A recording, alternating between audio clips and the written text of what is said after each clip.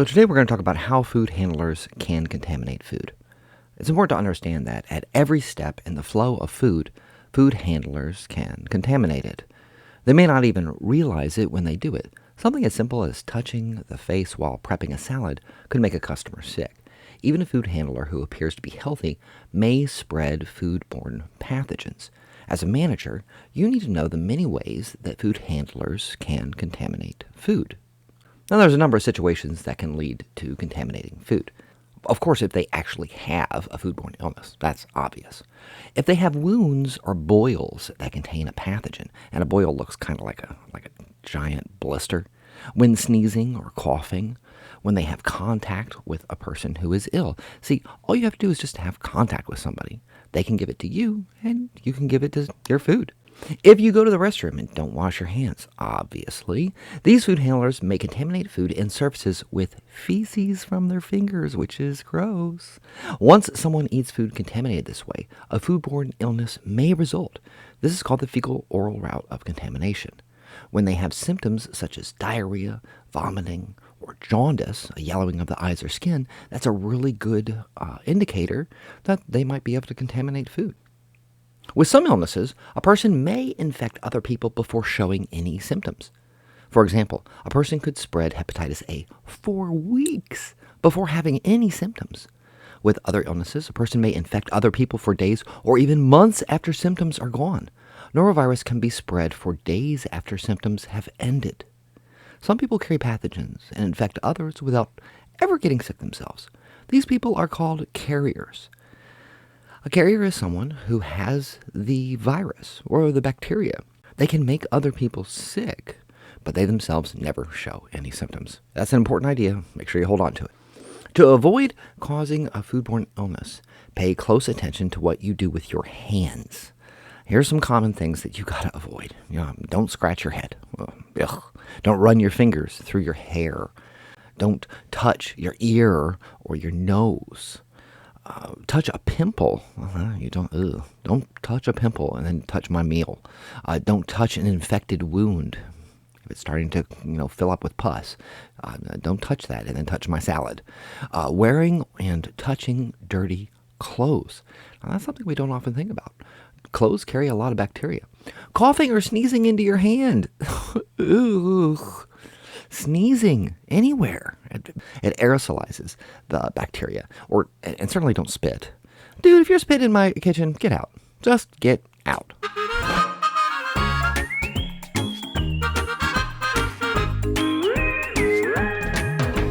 To keep food handlers from contaminating food, your operation has to have a good personal hygiene program.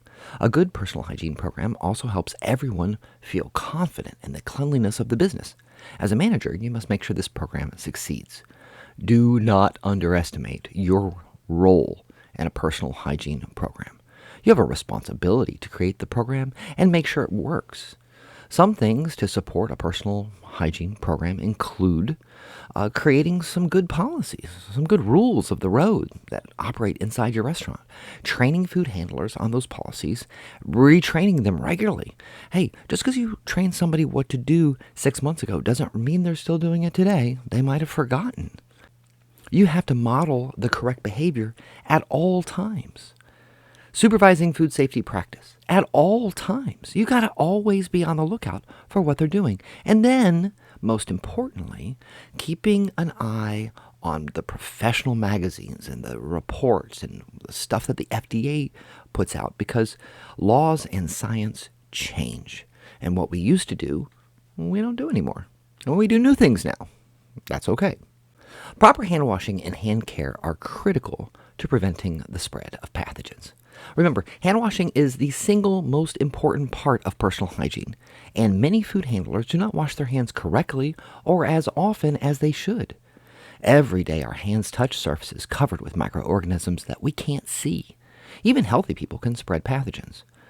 We have to train our staff to wash their hands, and then we got to monitor them, which is just another way of looking over their shoulder and making sure they're washing their hands right. Hands have to be washed in a sink that's designated for hand washing. In our kitchen, we only have one sink that's designated as a hand washing sink. All the rest of the sinks, technically, you're not supposed to wash your hands at. because we're supposed to monitor food handlers to make sure they're washing their hands at the correct sinks. They should never wash their hands in sinks that's designated for food prep or for dishwashing or sinks that are used for discarding wastewater. Okay, how do you go about this? To wash your hands correctly, follow these steps. The whole process needs to take at least 20 seconds. Memorize that number, 20 seconds. Scrub hands and arms vigorously for 10 to 15 seconds. Clean the fingertips, under the fingernails, and between your fingers. Okay, rinse those hands and your arms thoroughly. Step 3. Step 4. Use running warm water. It's got to be at least 100 degrees. And then you're going to dry your hands and arms using a single-use paper towel or a hand dryer. Don't dry your hands with a washcloth or even a clean rag. If you're not careful, you can contaminate your hands after you've washed them. It's a good idea, if possible, to use a paper towel to turn off the faucet, if you have a faucet with a twist knob, or to use it to open the door when leaving the restroom or entering the kitchen. That way that your clean hands aren't touching anything. Now, in our bathrooms at school, we don't have paper towels. We only have the air dryer. So you can just imagine you go into the bathroom, you wash your hands, they're nice and sparkling clean, and then you walk into the kitchen and your hand touches that doorknob.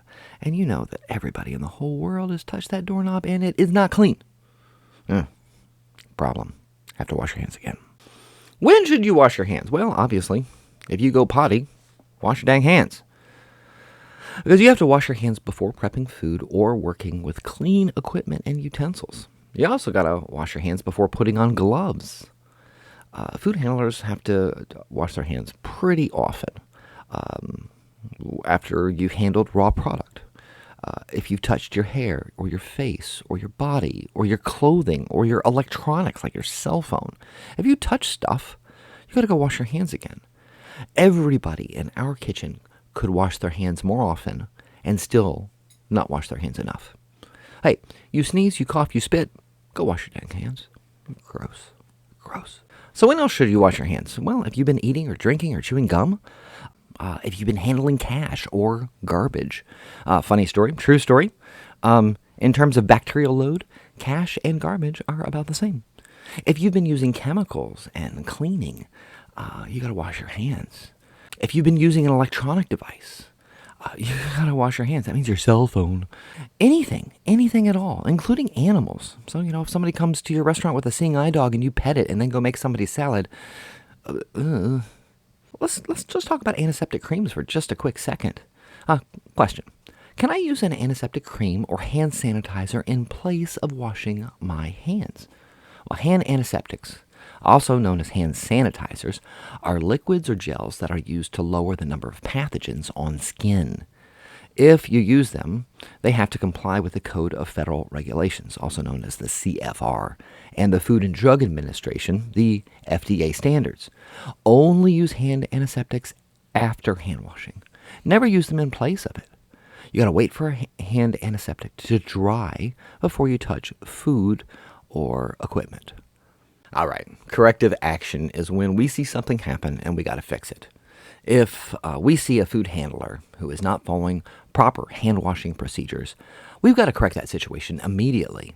If they've touched food or food contact surfaces with unclean hands, we got to do 3 things. We have to dispose of the contaminated food. We've got to clean potentially contaminated equipment and utensils. And then we've got to retrain these guys or coach them. They're not following the proper hand washing procedures, and that could get people at our restaurant sick. In addition to hand washing, hands need other care to prevent the spreading of pathogens. Okay, we got 3 things here that's going to bother some people. Fingernail length. We've got to keep fingernails short and clean. Long fingernails are hard to keep clean and can rip gloves. They can also chip and become physical contaminants. Fingernails have got to be kept trimmed and filed. This allows nails to be cleaned easily. Ragged nails are just freaking hard to keep clean. They can also hold pathogens and break off, which is gross. False fingernails. I do not wear them. They are impossible to keep clean. They can also break off into food. However, they can be worn if you wear a single-use glove. Nail polish. No.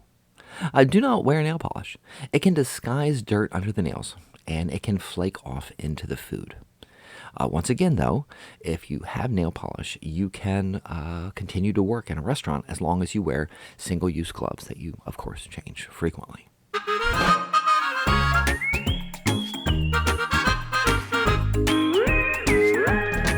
So you got a boo-boo on your finger? Me too.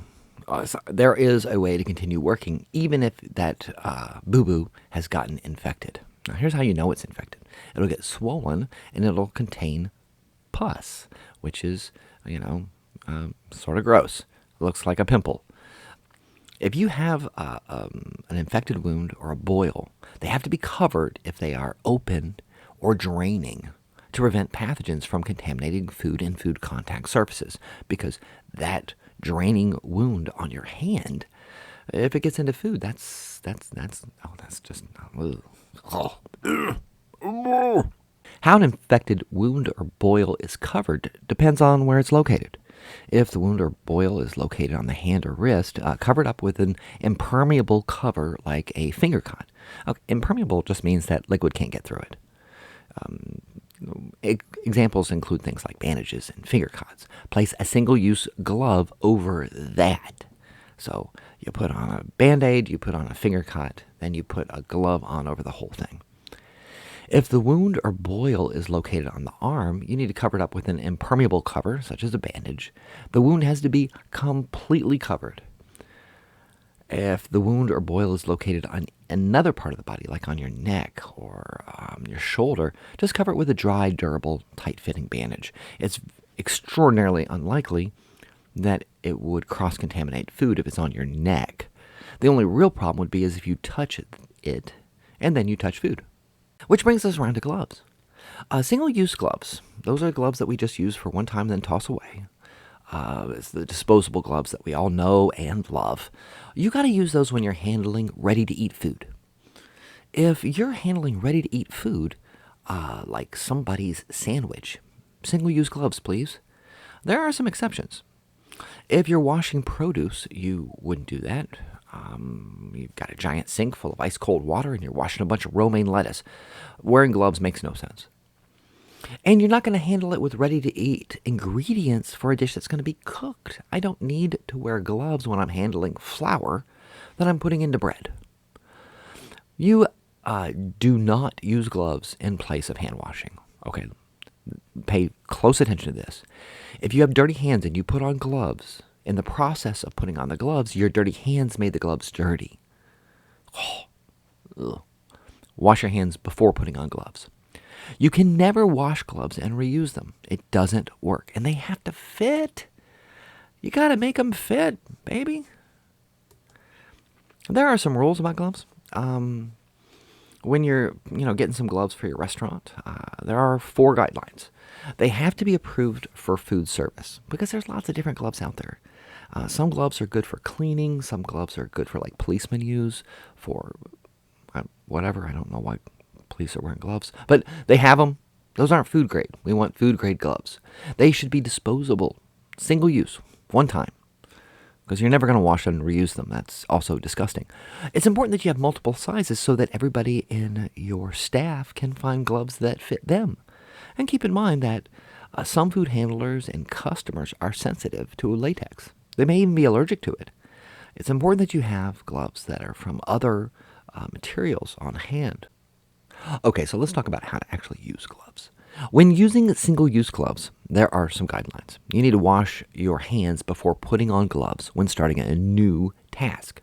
You don't need to rewash your hands each time you change gloves, as long as you are performing the same task and your hands have not become contaminated.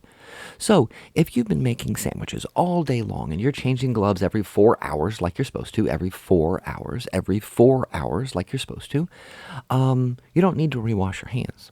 You're just going to change gloves and keep going.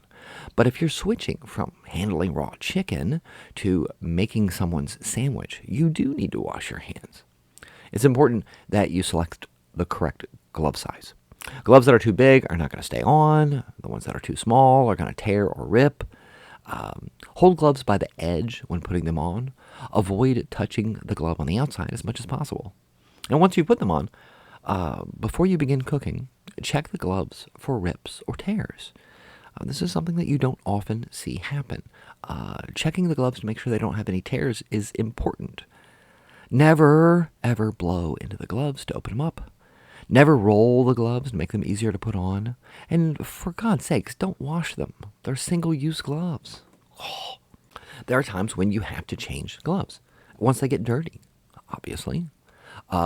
If you're changing tasks, if you're going from handling raw chicken to making a sandwich, you got to change gloves, and you have to wash your hands in between. If you're interrupted, if somebody says, hey, you got to take this phone call, and you go over and you talk on the phone, and then you put the phone up, and then you go back to cooking, you have to change your gloves before you go back, because your gloves have now touched that phone. Gross. After handling raw meat, seafood, poultry, and before handling ready-to-eat foods, just in general. And here's that number again. 4 hours. Every 4 hours of continuous use, the gloves have to be changed. Bare hand contact. Okay. Well, do we always have to wear a glove? Mostly. Food can become contaminated when it has been handled with bare hands. This is especially true when hands have not been washed correctly or have infected cuts or wounds. For this reason, do not handle ready-to-eat foods with bare hands. No, ever. You should always have on a glove if you serve a high-risk population. There are some exceptions, though. It's acceptable to handle ready-to-eat food with bare hands in 2 situations. If the food is added to it as an ingredient to a dish that does not contain raw meat, seafood, or poultry, but it's going to be cooked to the bare minimum bacteria-killing temperature, which is 145 degrees. So in other words, if you're making pizza, you don't have to have gloves on when you put on the cheese. If you're adding an ingredient to a dish that does contain raw meat, seafood, or poultry, and the dish is going to be cooked to the minimum internal temperature of the raw items, which for most things is 155 to 165, you can. For example, I don't have to wear gloves when I'm putting seasoning on a chicken breast, because the chicken itself is going to get cooked to 165 degrees. That's going to kill everything. Some regulatory authorities allow bare hand contact with ready-to-eat food. The state of Florida does. If your jurisdiction allows this, like Florida, we have to have specific policies in place to protect staff health. We've got to train our staff really well in hand washing and personal hygiene practices and monitor them to make sure they're doing it.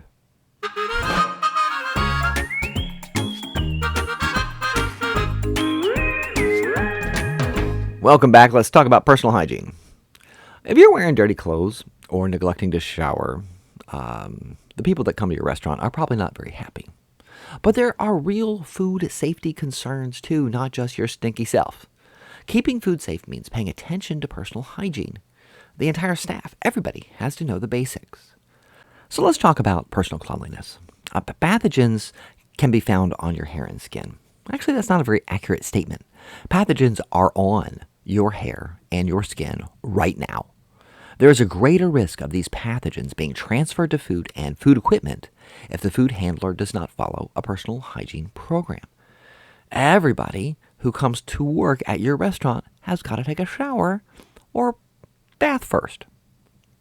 Period. Food handlers that are wearing dirty clothes are not just going to give a bad impression of your restaurant. Dirty clothing carries pathogens too, and those pathogens can cause foodborne illness. Pathogens can be transferred from clothing to the hands and then right onto the food being prepared. So it's important that you set up a dress code and make sure that all of your staff follow it. We're going to talk about some of those guidelines right now. Hey, clean clothes are good. You should clean them. Change soiled uniforms, including aprons, as needed to prevent contamination. So if you got it on an apron in my kitchen and you've been prepping raw chicken for the last hour and you go and switch from prepping raw chicken to going and making somebody's rolls, I'm going to yell at you. Changing a dirty apron is important. If possible, the CDC and the FDA recommend changing into your work clothes at work. And storing street clothing and personal belongings outside the cooking area, like we keep all of our backpacks and whatnot outside the cooking area. That's because the FDA requires it. Backpacks, jackets, electronic devices, keys, personal medications. Make sure everything that you might touch is stored in a way that can't contaminate food contact surfaces, or linens. And that word linen, it's just referring to all of the cloth things that we use. Washcloths, pot holders, aprons, your chef coat. Keep dirty clothing that is stored in the operation away from food in prep areas. Do this by placing dirty clothes in a non-absorbent container or washable laundry bag. This includes all of your linen, dirty aprons, chef coats, uniforms. If you are wearing an apron and you leave the kitchen, you've got to remove your apron and store it in the kitchen. If you're taking out the trash, don't take out the trash with your apron on if you're going to continue to work with food. That's gross. And never, ever, ever, ever wipe your hands on your apron. That's, ugh. Man. Ugh. Never eat, drink, or chew gum when you're prepping or serving food, obviously, because here's a reason. When you are chewing gum or when you're eating, small droplets of saliva that contain thousands of pathogens can aerosolize. Tiny little, microscopic little pieces of your spit when you're chewing gum go out, all over the place. For this reason, you're only supposed to drink, chew gum, eat in specifically designated areas. And you can never eat, drink, or chew gum when you're prepping or serving food, when you're working in a prep area, or you're working in areas that are used to clean utensils and equipment. So if you're on dish duty, you can't have a drink back there. Now, you can have a drink in the kitchen. There is a one situation where you can have a drink in the kitchen if it's in a covered container and preferably with a straw or even a sip lid top that can be closed. You have to handle your drinking container really carefully to prevent contamination from hands, the container, exposed food, utensils, and equipment. Only drink from covered cups with lid and straw, or if it has one of those flip-top sippy things. I don't know what those are called. Hey, ever gotten hair in your food? It was gross, wasn't it? Pulling that hair out of your mouth? Ugh.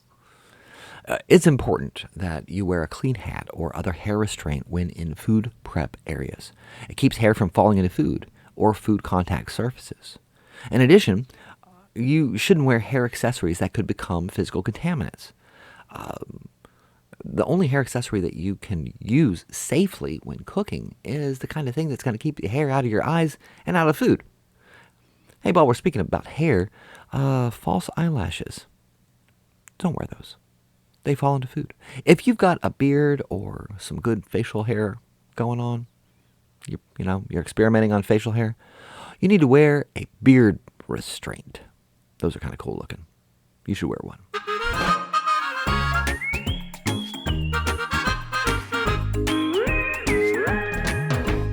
So let's change gears for a second and let's talk about the policies for reporting health issues. You have to tell your staff to let you know if they're sick. This includes newly hired staff who have not started working yet, and people that have been there for a long time. You have to do this. The local health board may ask for proof that you've done this, and you can provide it in a couple of ways.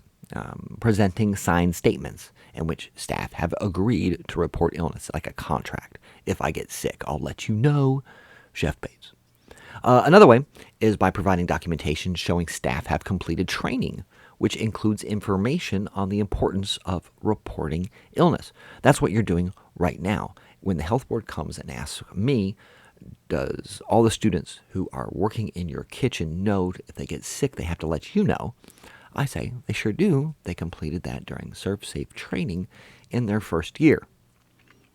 Posting signs or providing pocket cards that remind staff to notify managers when they're sick. Signs are really helpful. This is a sign that is literally from the state of Illinois. Because staff have to report illnesses before they come to work. They should also let you know immediately if they get sick while they're there at work. Because when food handlers are sick, You may need to restrict them from working with exposed food, utensils, and equipment. Sometimes you even have to send them home, which in ServSafe is called excluding. You have to exclude sick employees from coming to work at all. This is especially important if they have the following symptoms: vomiting, diarrhea, jaundice, sore throat with fever, an infected wound or a boil that is open and draining unless they've got it covered up really well.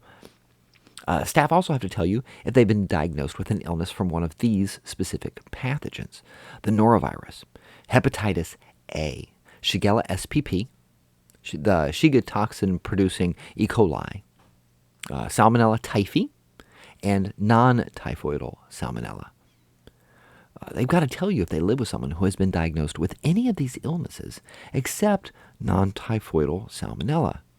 If a food handler is diagnosed with an illness from any of these pathogens, you actually have to tell people. You actually have to call the health department and say, hey, I got a kid in my class, and he told me that he just got infected with the norovirus. I have to call them because the norovirus is so contagious, it can spread like wildfire. We're not going to completely trust that our employees are going to actually tell us they're sick because maybe they desperately need money and they're coming into work even though they're ill. So we've got to keep an eye out and look for signs of illness. There's some specific things that we're going to look for. If they're throwing up, obviously. If they're making excessive trips to the bathroom. Excessive trips to the bathroom, probably because they have diarrhea or they feel like they're going to throw up. Yellowing of the skin, eyes, and fingernails, jaundice. Keep an eye out for somebody with yellowed eyes, yellow fingernails. That's a bad thing. If they have cold sweats or chills, that means they probably have a fever. And if their nose is running or they're sneezing a lot. There's these two terms: restricting staff, which is prohibiting them from working around food or food contact surfaces, means that they might be sick, but they're not contagious, and they're not going to get, they're not going to spread their illness in the workplace. I can put them to cleaning my dry storage or mopping the floor. I don't have to send them home. But some illnesses, I have to exclude them, which means they can't be in the building. Please understand that for most illnesses like this that fall into this category, calling the health department is your best bet. They'll help you to figure out what to do. Now we're going to go over some of the very specific things that you have to do with staff illnesses. If they have this symptom, then this is what we're going to do. If the food handler has a sore throat and a fever, if my waiter comes and says, I've got a sore throat and I think I'm running a fever, then I don't have to send them home for a sore throat and a fever. I just have to make sure they're not working with food. Now, if I'm serving a high-risk population, like we're in a retirement home or a hospital, they have to go home. For those kinds of people, that if I work in a hospital or a retirement home or an elementary school, I need to get a written release from their doctor that says they're okay to come back to work and they are not contagious. So, sore throat and fever, restrict them from food, exclude them if you have a high-risk population. If the food handler has one of these two symptoms, vomiting or diarrhea, then we know they probably have one of the big six, because those are the two most common symptoms. With those guys, no, don't be, out you go. Don't even come into work. Exclude them from the operation. If you've been vomiting or had diarrhea, you have to have one of two requirements met, one of two before they come back to work. No symptoms for 24 hours, or they have to go visit their doctor, and the doctor says you're okay to come back to work. So, vomiting and diarrhea, out you go. You can only come back if you've had no symptoms for 24 hours or a note from your doctor. So you've got a waiter and he's turned yellow. You got a chef and he's got yellow eyes and yellow fingernails. This is a little bit more complicated. That person, first of all, kick him out of the building. Go home, feel better. God bless you. Go home. As soon as they leave the building, you need to call the health department and go, one of my cooks has jaundice. Very clear case of jaundice. What should I do? And they're going to get involved. The health department will get involved. They have to stay out They have to stay out of the building for at least 7 days. And before they come back, they have to get a written release, not just from their doctor, but also the health department. This happened to me a very, very long time ago in my early 20s. I got sent home. I had to go see the doctor. I ended up in the hospital. And I wasn't able to come back until I was not contagious anymore. It cost me a whole lot of money. But I was sick. Ugh. Sick. If they've been diagnosed, doctor has said, you have this thing and you have the symptoms, then we send them home. And in this case, we're not waiting for a specific period of time. We're going to talk to their doctor and get a note from the doctor saying they are safe to come back to work, or from the health department saying, the health department will say, hey, this guy who had norovirus is safe to go back to work. We want to basically cover our own butts. We want to make sure that somebody else is willing to take the responsibility if they come back to work and get people sick. It wasn't my choice. It was their choice. And that's it. The 4 situations that we have to look at when we're either excluding or restricting people from our restaurants.